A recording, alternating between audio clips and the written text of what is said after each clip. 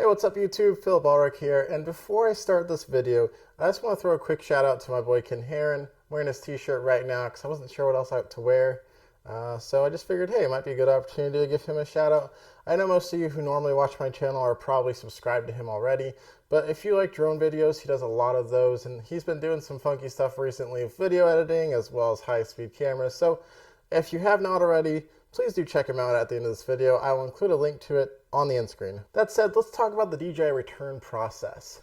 So if you are familiar with the drone scene, you probably have seen one or more YouTubers actually put out a video on what the return process is like for you as a consumer returning a broken drone to DJI. If you're familiar with my channel, I just recently crashed my Phantom 4 Pro, possibly on purpose, and it was kind of devastating, and I was kind of concerned about how much it would cost. But it actually wasn't too bad, and I haven't seen this actually addressed in any of the videos where people talk about the return process regarding cost. I think a lot of times people's drones are covered under warranty or DJI care. In my case, neither was true, so I would just be paying out of pocket for the repairs. So cost was actually a concern for me. And luckily enough, DJI outlines this perfectly clear on their website, and I was able to know basically how much it was going to cost before I even shipped in my drone.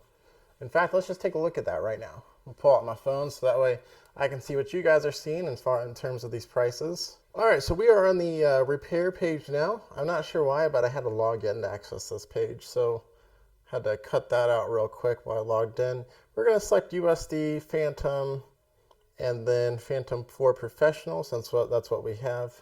So as we can see, there's lots of prices here for all the components should they need repaired. The most expensive of which is actually the gimbal and the camera, which is $699. So if you actually watch the video where we did damage, we considered doing another round after the landing gear had already been damaged because, you know, why not? It's already damaged. What else could happen?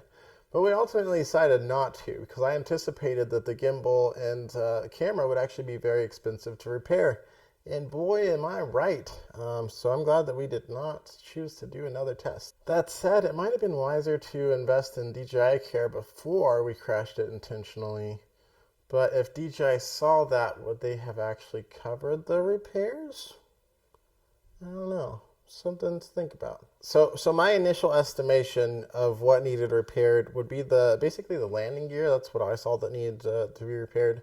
So that's $10 for the left and right. I guess it's individually, so $10 per landing gear module. So my estimation would be $20 plus there is a fee for labor. So they estimate that it'll take 2 hours to repair any Phantom series, and for 2 hours of service, it's going to be $130.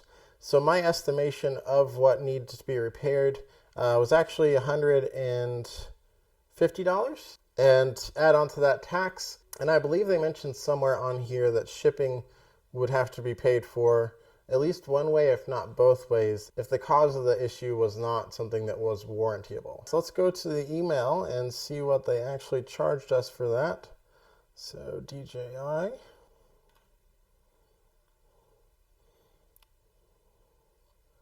And then here we go.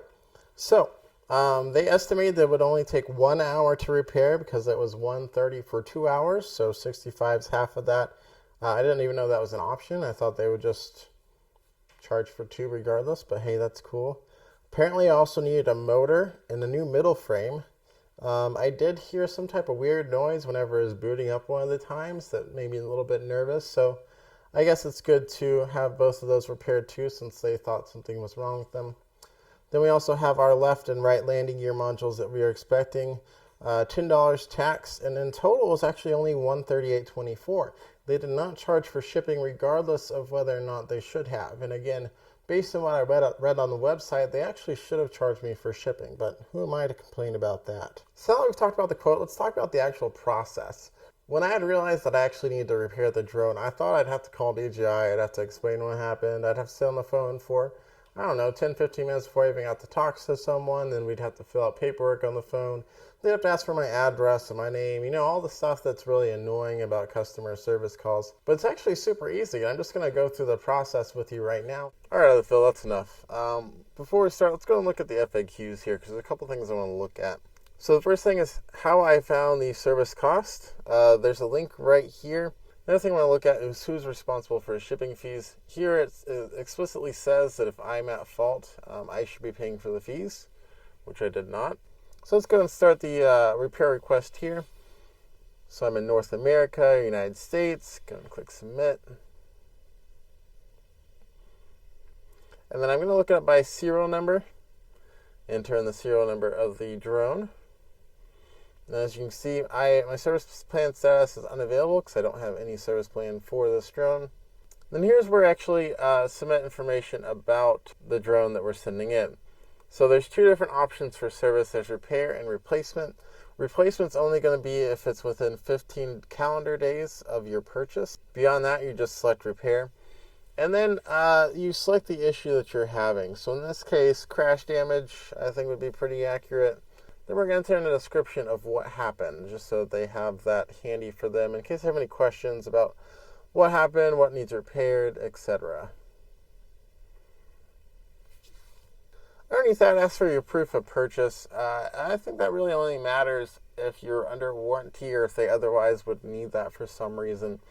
Since I'm just having them repair a drone that's outside of warranty, I just put down whatever because I didn't have the original proof of purchase.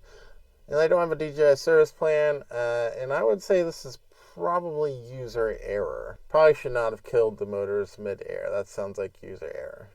So here we either have the option to send in the malfunctioning component or the whole product set. Based on our issue, we just need to send in the malfunctioning component. We don't need to send in everything else. They also say to not send in any batteries, either normally functioning or severely damaged, no non-DJI products, no propellers, and no normally functioning SD cards. And then now they're asking for the address. I'm going to go ahead and fill that out real quick, just so they know where to send it back to. And also they put that on the shipping label for UPS. And then this is just our summary page. Just review it and click I have read and agreed. And then here we are. We just have to print our case, put a copy in the box, and then send the box in along with the prepaid shipping label that I got in my email. So for those of you who have seen videos like this before about the DJI's repair process, this is probably the most interesting part of it for you. And that's whether or not they actually sent my old drone back repaired, or if they sent me a new / refurbished drone instead. So I actually have not compared the serial numbers myself. In fact, I have the unopened box right here. Well, the box is open, but I haven't removed any of the packaging yet. So let's take a look, shall we? I did send them in this gray case, which is something I was questioning whether I was supposed to do or not, because they say to only send in the part that's malfunctioning and nothing else. So I sent in this case, as well as the plastic gimbal protector, because I didn't want any extra damage to happen when I was sending it in. So we at least got this box back, though I do not think this is mine, because mine had some more visible signs of use on it. So let's go ahead and open this up.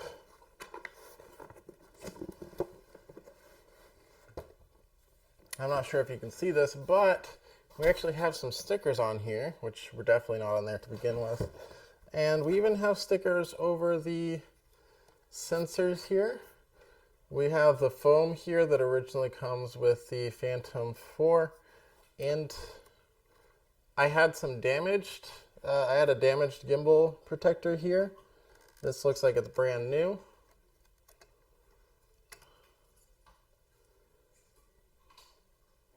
And the camera does have a scuff mark on the lens. I think that's something I can get off, but in general it looks like it's in great condition. There is some little signs of wear on the bottom of this, so at the very least, if this is not my original drone, this is one that has been used before and been repaired.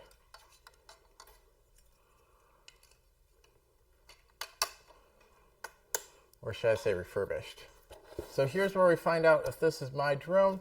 Comparing the two serial numbers. Let's see. No. I'm already seeing a difference. So the last 5 are 20080 on my old one, and this one is 14. So completely different drone.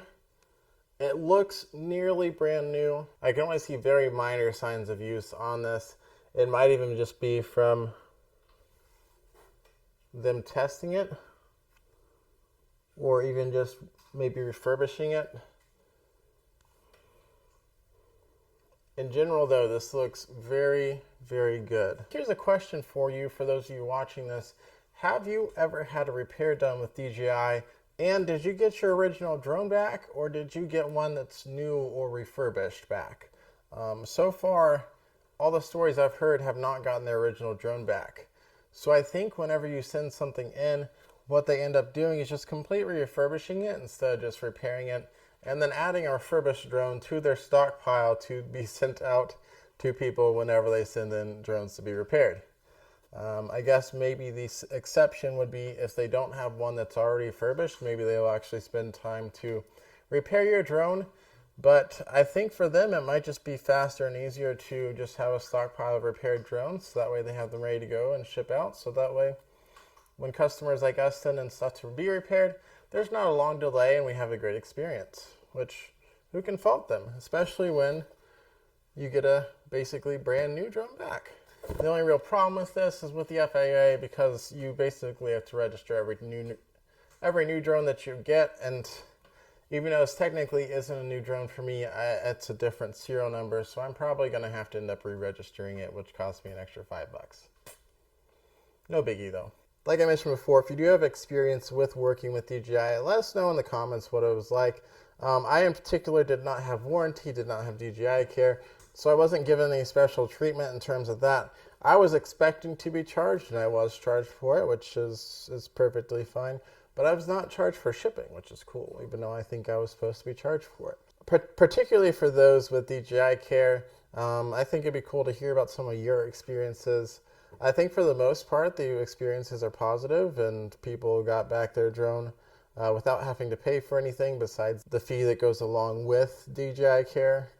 For products under warranty, it gets a little bit more hairier, because then you have to worry about if the damage that occurred is actually under warranty. So in general, just let us know what your feelings were during the process. I thought it was super easy, cakewalk, nothing involved to it, and I mean, your experience could have been different. If you liked the video, hit the like button. If you did not, hit the other button. The other button is the subscribe button, you know, the red one, or is it gray now? I don't know, they keep on changing colors and I'm always confused.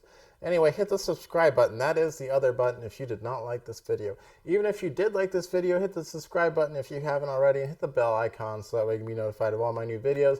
I have a couple other videos coming out soon that I haven't mentioned yet, so those should be pretty cool. At least one or two of them involving this guy now that I have it back. And like I mentioned before, I'm repping Ken Heron today, so make sure you check out his channel. I have it linked right somewhere here probably, or here, or maybe here. So make sure you check out his channel because he's really cool. Lots of drone stuff and a really neat guy. With that, I'll see you guys next time. I watch Peter McKinnon a lot. He's been doing this new thing where he goes